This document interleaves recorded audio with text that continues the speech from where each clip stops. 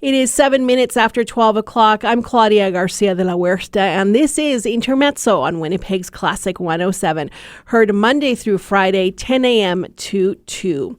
Well, the Women's Musical Club of Winnipeg formed in 1894, the oldest continuously operating musical organization in Winnipeg. And they continue their long tradition of providing a stage for talented young Canadian artists about to embark on an international career. I like to call them the fairy godmothers of classical music. They provide scholarships to promising young Manitoba musicians, a tradition they first introduced in 1915. Today, those scholarships total almost $12,000. And if that wasn't enough, in 2005, they announced the creation of the Women's Musical Club McClellan competition for solo performance with the WSO, with prizes totaling $20,000.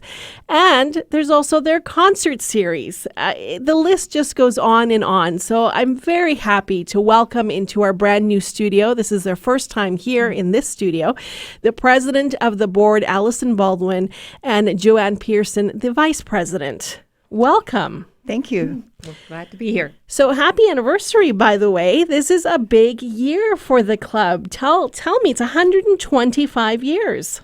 It is a huge anniversary for us. We are really the oldest organization like this in Manitoba, but we are beaten by 2 years only by an organization in Quebec. So this is a really long-standing interest in emerging musicians, in promoting classical music, providing a stage for young musicians to perform. And very exciting for us because it's as if we sow and then we reap when we see these performers back on stage, and then we celebrate as they move on to the international scene in many instances. That is really true, Alison, but I think one of the things that I want audiences to really understand is the fact that the reason all of this happens is due to the dedication and the incredibly hard work of the people who serve on the board, like yourselves, the volunteers, the committees. Why do you do what you do? Why are you involved in the organization? Who wants to answer, Alison or Joanne? Oh, I'll answer.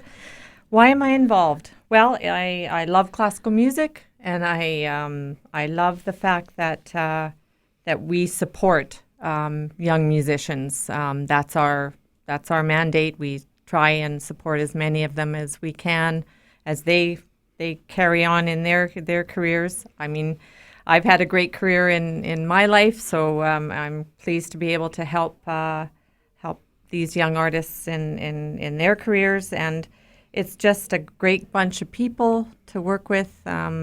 We're all volunteers at this, and I joined in 2012, and I've never looked back. It's been quite a ride to be a part of this group and see the concerts we're able to put on, to watch the talent that comes through our scholarships, and to see them again, as Ali said, flourish as they step into the international stage. So I'm just happy to be a part of it. I've always loved classical music. I play piano, learning, but I do play, but you won't see me on stage anytime soon.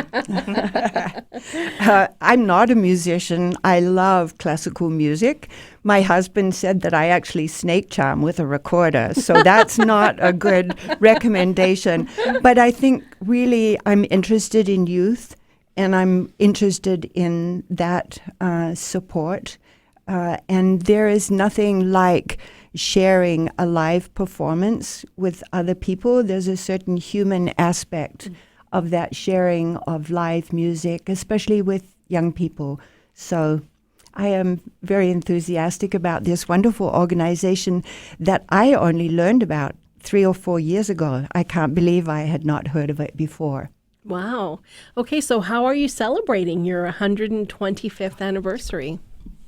Well, we've got a great concert series this year, just to segue into that. But we'll probably be celebrating with our guests at each of our concerts. We have a reception, and we'll have some cake, and we'll have some celebrations. But Mostly we're just trying to get our name out there. We're just trying to get people to hear about us, to know about us, and to help support what we're doing. And through our concert series, we do need those funds, the people to come out and help generate some more scholarship monies for these young artists. So we do have a great concert series this year. So who's coming?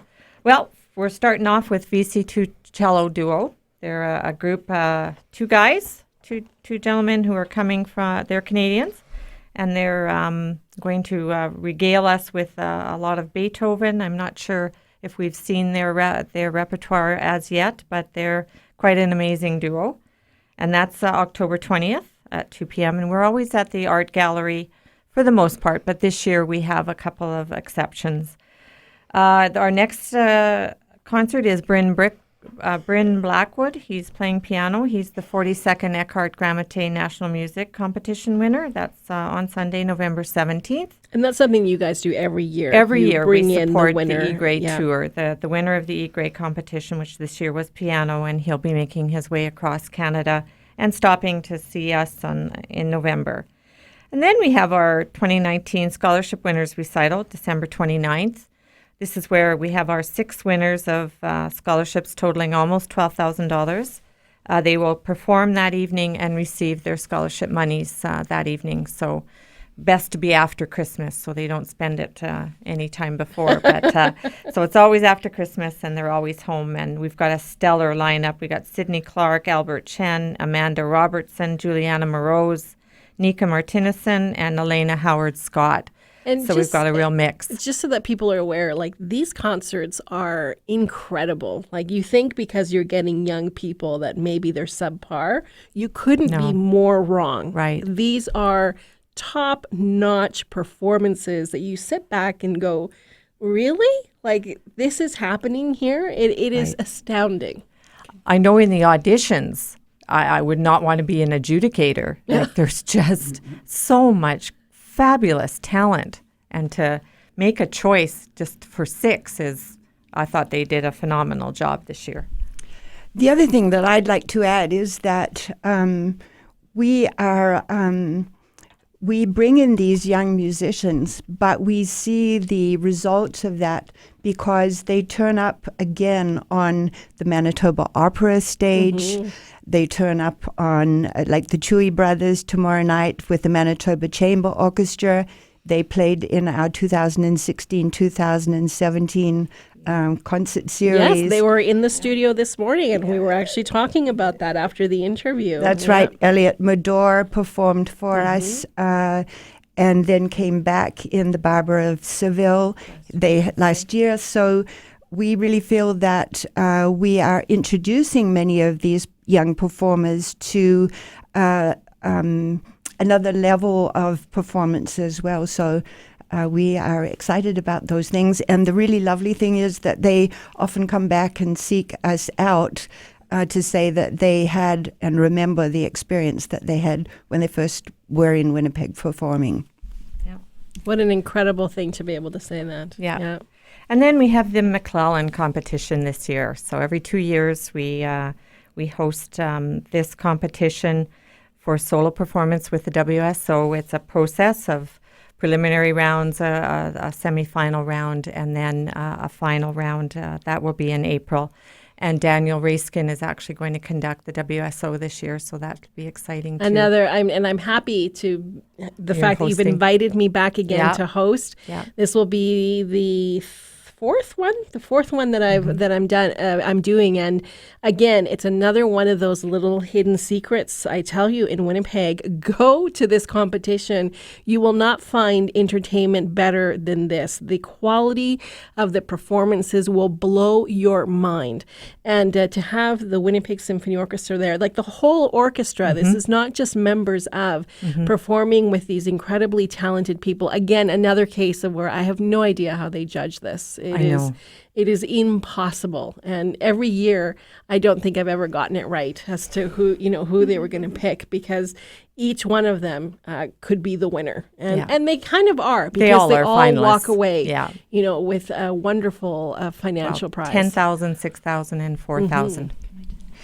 But the other part of the prize is the opportunity to perform with the orchestra, which I think is priceless. So that the money is wonderful, and to work with a conductor as well, especially at such a high level, is, I think, very exciting. And I love that Daniel Reiskin is stepping up to do this, because in the past it's been Julian. Who is one of my favorite people on this planet.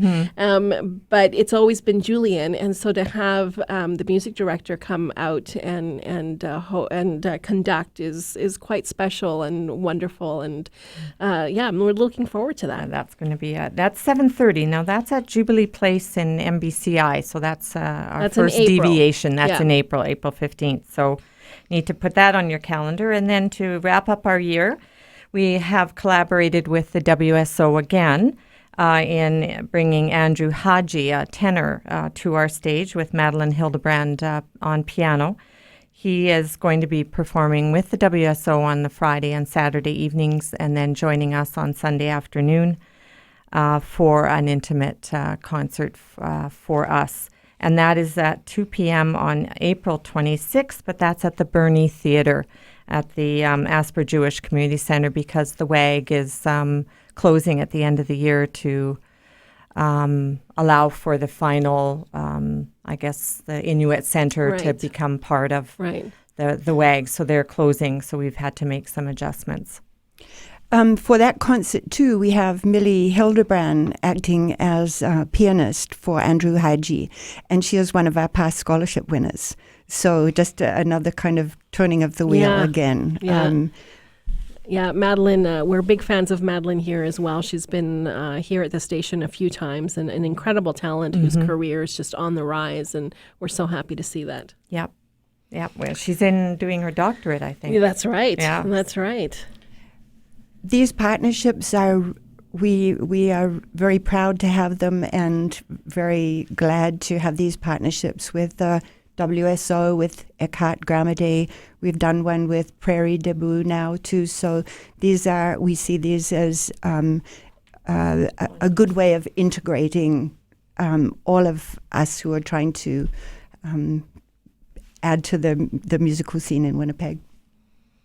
So if anyone listening wants to know how to get tickets or get involved with the organization, what should they do? Well, we can check us out online, Women's Musical Club of WPG.ca.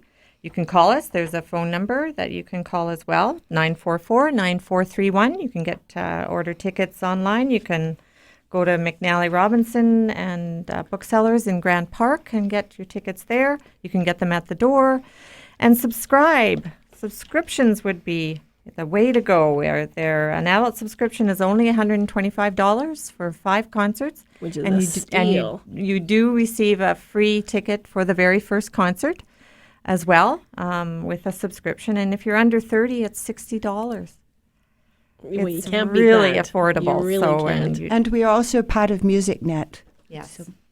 So 2-for-1 tickets with MusicNet. The conglomerate has increased in size this year, so we've got more groups involved, so more opportunities to save. So all I can say is go online and get your subscription. If you would like to be a part of what we do, by all means, write us as well. And it's not just women, by the way. No, it's men too. There have been men on the board. Yes, we probably scare them a little, but. And one other thing, after the concerts, we, this sounds very womanly, but we actually do make really good desserts. But more importantly, you get a chance to mingle with the performers. And so this is really a chance to kind of ask about their performance, or just to generally meet them. Yeah. So it's kind of an all-round show that we're giving. Well, ladies, I want to thank you for coming to Classic 107 and telling us more about this year's season and what the Women's Musical Club of Winnipeg does. You know, I salute you. I congratulate you. More people need to know about you guys and the wonderful work that you do. So thank you.